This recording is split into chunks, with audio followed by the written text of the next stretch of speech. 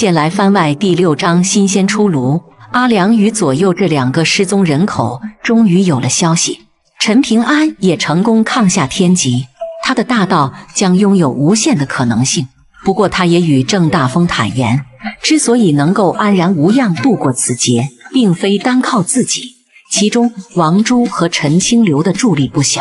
王珠在帮助陈平安抵御天极之后，大道折损极多。陈清流倒是不知有没有折损修为，不过我还是更为期待陈清流能借此打破大道桎梏，再也不受真龙束缚。陈灵君等人的远游也已经规划好了大致的路线，一路向南，与陈平安当初远游路线相差无几。原本一直在犹豫要不要顶替即将闭关的小莫去担任陈平安死士的米玉，在得知陈平安安然无恙之后，也即将与其停寂一同洗剑蛮荒。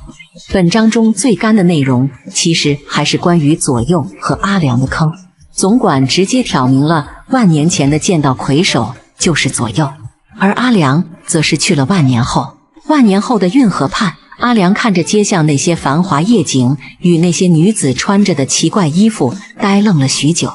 从阿良问路时凌空用手指写了龙泉2字，其实大致也可以推断出关于周密创造的末法时代应该是竹篮打水了，不然万年后的阿良哪还会有灵气凌空写字呢？就是不知道在番外还能不能看到阿良和左右回归的那一天了。